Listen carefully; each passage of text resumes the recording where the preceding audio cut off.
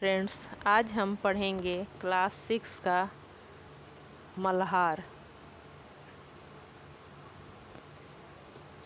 मल्हार का पाठ 6 जिसका शीर्षक है मेरी माँ। इसे लिखा है राम प्रसाद बिस्मिल ने।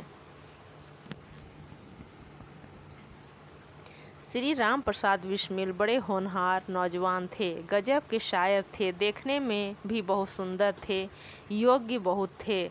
जानने वाले कहते हैं कि यदि किसी और जगह या किसी और देश या किसी और समय पैदा हुए होते तो सेनाध्यक्ष बनते।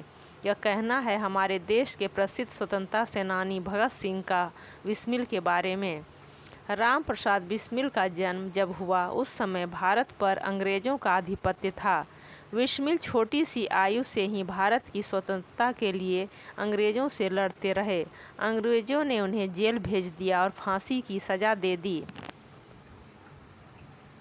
जेल में भी उन्होंने अंग्रेज़ों के अनेक अत्याचार सहे।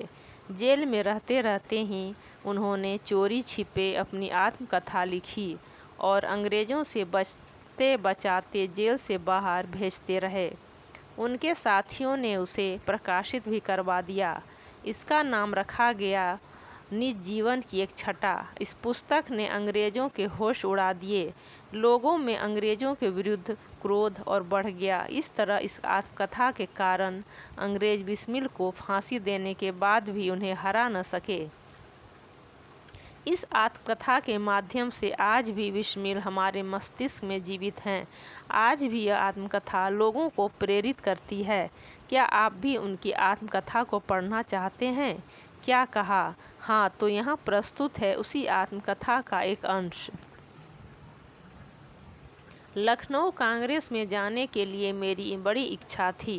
दादी जी और पिताजी तो विरोध करते रहे, किंतु माताजी ने मुझे खर्च दे ही दिया। उसी समय शाहजहांपुर में सेवा समिति का आरंभ हुआ था। मैं बड़े उत्साह के साथ सेवा समिति में सहयोग देता था। पिताजी और दादाजी को मेरे इस प्रकार के कार्य अच्छे न लगते थे, किंतु माताजी मेरा उत्साह भंग न होने देती थीं, जिसके कारण उन्हें अक्सर पिताजी की डांट फटकार तथा दंड सहन करना पड़ता था। वास्तव में मेरी माताजी देवी हैं। मुझमें जो कुछ जीवन तथा साहस आया वो मेरी माताजी तथा गुरुदेव श्री सोमदेव जी की कृपाओं का ही परिणाम है। दादी जी और पिताजी मेरे विवाह के लिए बहुत अनुरोध करते, किंतु माताजी यही कहती कि शिक्षा पा चुकने के बाद ही विवाह करना उचित होगा। माताजी के प्रोत्साहन तथा सद्व्यवहार ने मेरे जीवन में वह दृढ़ता उत्पन्न की कि किसी आपत्ति तथा संकट के आने पर भी मैंने अपने संकल्प को न त्यागा। एक समय मेरे पिताजी दीवानी मुकदमे में किसी पर दावा करके वकील से कह गए थे कि जो काम हो वो मुझसे करा लें।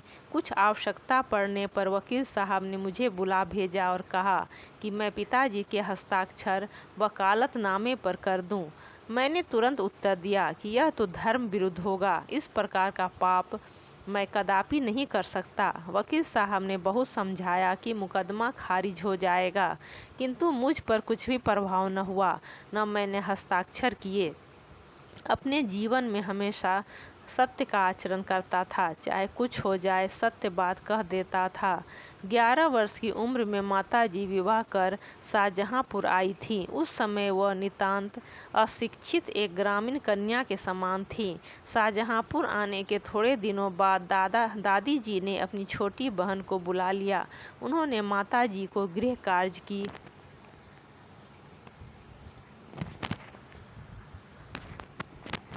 शिक्षा दी। थोड़े दिनों में माताजी ने घर के सब कामकाज को समझ लिया और भोजनादि का ठीक ठीक प्रबंध करने लगीं। मेरे जन्म होने के 5 या 7 वर्ष बाद उन्होंने हिंदी पढ़ना आरंभ किया। पढ़ने का शौक़ उन्हें खुद ही पैदा हुआ था। मोहल्ले की सखी सहेली जो घर पर आया करती थीं, उन्हीं में जो शिक्षित थीं, माताजी उनसे अक्षर बोध करतीं। इस प्रकार घर का सब काम कर चुकने के बाद जो कुछ समय मिल जाता उसमें पढ़ना लिखना करतीं। परिश्रम के फल से थोड़े दिनों में ही वह देवनागरी पुस्तकों का अध्ययन करने लगी। मेरी बहनों को छोटी आयु में माताजी ही शिक्षा दिया करती थीं। जब से मैंने आर्य समाज में प्रवेश किया, माताजी से खूब वार्तालाप होता। उस समय की अपेक्षा अब उनके विचार भी कुछ उदार हो गए हैं। यदि मुझे ऐसी माता न मिलती तो मैं भी अति साधारण मनुष्यों की भांति संसार चक्र में फंसकर जीवन निर्वाह करता। शिक्षा आदि के अतिरिक्त क्रांतिकारी जीवन में भी उन्होंने मेरी वैसी ही सहायता की है जैसी मेजनी को उनकी माता ने की थी। माताजी का सबसे बड़ा आदेश मेरे लिए यही था कि किसी की प्राण हानि न हो। उनका कहना था कि अपने शत्रु को भी कभी प्राण दंड न देना।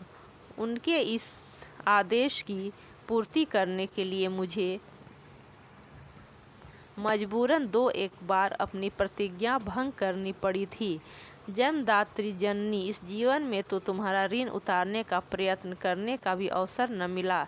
इस जन्म में तो क्या, यदि मैं अनेक जन्मों में भी सारे जीवन प्रयत्न करूं तो भी तुमसे ऋण नहीं हो सकता। जिस प्रेम तथा दृढ़ता के साथ तुमने इस तुच्छ जीवन का सुधार किया है वह अवर्णनीय है। मुझे जीवन की प्रत्येक घटना का स्मरण है कि तुमने जिस प्रकार अपनी देववाणी का उपदेश दे करके मेरा सुधार किया है। तुम्हारी दया से ही मैं देश सेवा में संलग्न हो सका। धार्मिक जीवन में भी तुम्हारे ही प्रोत्साहन ने सहायता दी। जो कुछ शिक्षा मैंने ग्रहण की उसका भी श्रेय तुम्ही को है। जिस मनोहर रूप से तुम मुझे उपदेश करती थी उसका स्मरण कर तुम्हारी मंगलमयी मूर्ति का ध्यान आ जाता है और मस्तक झुक जाता है। तुम्हें यदि मुझे ताड़ना भी देनी हुई तो बड़े स्नेह से हर बात को समझा दिया। यदि मैंने धृष्टतापूर्ण उत्तर दिया तब तुमने प्रेम भरे शब्दों में यही कहा कि तुम्हें जो अच्छा लगे वह करो, किंतु ऐसा करना ठीक नहीं, इसका परिणाम अच्छा न होगा। जीवनदात्री, तुमने इस शरीर को जन्म देकर केवल पालन पोषण ही नहीं किया बल्कि आत्मिक, धार्मिक तथा सामाजिक उन्नति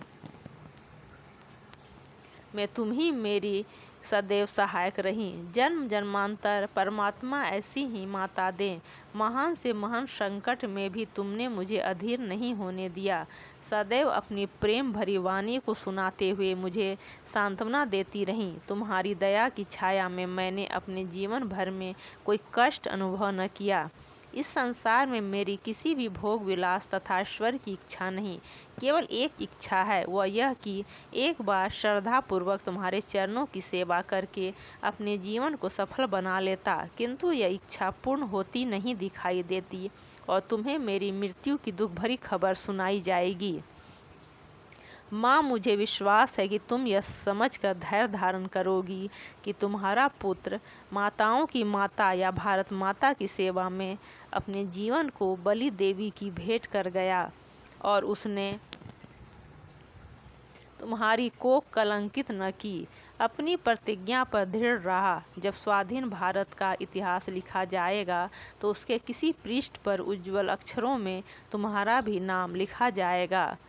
गुरु गोविंद सिंह जी की धर्मपत्नी ने जब अपने पुत्रों की मृत्यु की खबर सुनी तो बहुत प्रसन्न हुई थीं और गुरु के नाम पर धर्म रक्षार्थ अपने पुत्रों के बलिदान पर मिठाई बांटी थीं। जन्मदात्री, वर दो कि अंतिम समय भी मेरा हृदय किसी प्रकार विचलित न हो और तुम्हारे चरण कमलों को प्रणाम कर मैं परमात्मा का स्मरण करता हुआ शरीर त्याग करूं। तो अभी आप पढ़ रहे थे राम प्रसाद बिस्मिल की आत्मकथा मेरी माँ। बच्चों, अगर आपको हमारा चैनल पसंद आ रहा हो तो हमारे चैनल को सब्सक्राइब कर लें।